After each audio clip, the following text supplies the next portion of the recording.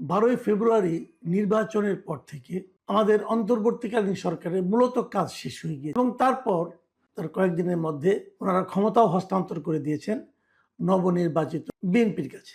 এবং বিএনপি তার এর মধ্যে তাদের মন্ত্রিসভা গঠন করেছে, প্রধানমন্ত্রী হয়েছেন, অন্যান্য মন্ত্রীদের দপ্তর বন্টন হয়েছে এবং তারপরেও প্রায় 2 সপ্তাহ কিন্তু প্রধান উপদেষ্টা, অন্তর্বর্তীকালীন সরকারের প্রধান উপদেষ্টা ডক্টর মোহাম্মদ ইউনূস ওনার যে সরকারি বাসভবন ছিল যমুনা, ওখানে অবস্থান করেছেন এবং গতকালকে সেখান থেকে উনি গুলশানের বাসভবনে চলে গেছেন। যতদিন পেরেছেন থেকেছেন সরকারি বাস। এই যে গেলেন, যাওয়ার পর থেকে ডক্টর মোহাম্মদ ইউনূসের স্ট্যাটাসটা কি দাঁড়াবে? এখন উনি কি? এখন কি উনি সাধারণ মানুষ, যে কোনো সাধারণ মানুষ? না, উনি এখন যে কোনো মানুষ নন। উনি আগে গ্রামীণ ব্যাংকের যখন এমডি ছিলেন, অথবা গ্রামীণের লোক হিসেবে যখন গ্রামীণ ফাউন্ডেশনের লোক ছিলেন, অথবা গ্রামীণ টেলিকমের চেয়ারম্যান অথবা অন্য কিছু ছিলেন, তখন উনি যে মাপের লোক ছিলেন, ওনাকে সরকার যে পরিমাণ নিরাপত্তা দিত, তার সঙ্গে কিন্তু বর্তমানে নিরাপত্তার কোনো তুলনা হয় অনুযায়ী উনি এখন রাষ্ট্রের অতি গুরুত্বপূর্ণ এবং এই গুরুত্বপূর্ণ ব্যক্তি হিসাবে ওনাকে বিবেচনা করা হবে। দায়িত্ব ত্যাগের পরবর্তী এক বছর উনি রাষ্ট্রের অতি গুরুত্বপূর্ণ ব্যক্তি থাকবে। তো আপনারা হয়তো বলবেন থাকবেন, এটা নিয়ে আলোচনার কি আছে? না,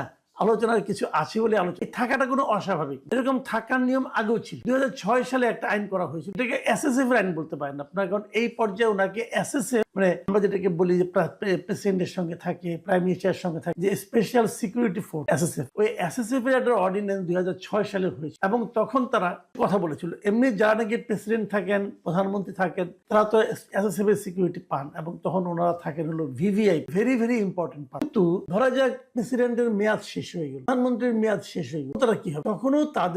তখন তাদের are very very important person থাকবেন, তখন তারা হয়ে যাবেন ভেরি ইম্পর্টেন্ট ভিভিআইপি না। তো ওনারা যখন ভিআইপি হয়ে যাবে তখনও তারা এসএসএফ পাবেন, মানে এসএসএফ এর নিরাপত্তা তারা পাবেন। কতদিন পাবেন? 3 মাস পাবেন। এটা 2006 সালে একটা আইন করা হয়েছিল। সেই আইনে কে কে ইনক্লুডেড ছিল?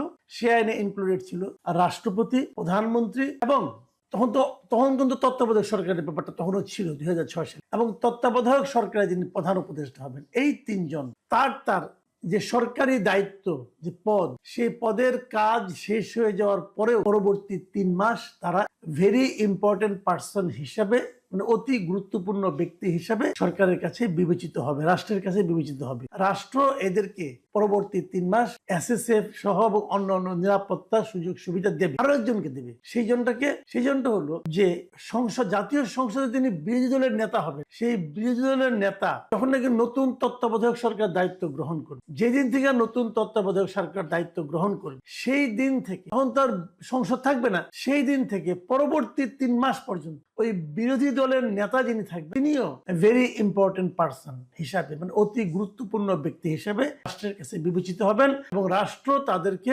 নিরাপত্তা দেবে। এই আইনটা হয়েছিল 2006 সালে, 2006 সালের 29শে অক্টোবর। এখন এই আইনটা হওয়ার পর ছিল এ পর্যন্ত, তারপরে তো মনে করেন আপনার 14তে এসে তত্ত্বাবধায়ক সরকার উঠে গেল, তারপরে এবার অন্তর্বর্তীকালীন সরকার এলো, এসে নিয়ে আমরা একজন অন্তর্বর্তীকালীন সরকারের প্রধান উপদেষ্টা পেলাম। প্রধান উপদেষ্টার কার্যকাল যখন শেষ হয়ে যায়, তাহলে ওনারও কিন্তু ওই একই নিয়মে 3 মাস সেই অতি গুরুত্বপূর্ণ ব্যক্তি হিসেবে নিরাপত্তা পাওয়ার কথা। কিন্তু এক্ষেত্রে তা হলো না। এক্ষেত্রে যে জিনিসটা হলো, আমরা দেখলাম যে এই বছরের, মানে 2026 সালে, মানে নির্বাচনের ঠিক 2 দিন আগে নতুন একটা অধ্যাদেশ হলো, সরকারি বিজ্ঞপ্তি, এবং সেই বিজ্ঞপ্তিতে বলা হলো যে প্রধান উপদেষ্টা যিনি থাকবেন, তিনি পরবর্তী, মানে দায়িত্ব শেষ হওয়ার পরেও 1 বছরের জন্য ভিআইপির মর্যাদা। এই যে নতুন যে প্রজ্ঞাপনটা হয়েছে ফেব্রুয়ারির 10 তারিখে, সেখানে আসলে কি লেখা হয়েছে? সেখানে লেখা হয়েছে যে অন্তর্বর্তীকালীন সরকারের প্রধান উপদেষ্টা ডক্টর মোহাম্মদ ইউনূসকে তাহার দায়িত্ব হস্তান্তরের তারিখ হইতে 1 বছরের জন্য গুরুত্বপূর্ণ ব্যক্তি হিসেবে এই সরকার ঘোষণা করলো এবং এটা অবিলম্বে কার্যকর হবে।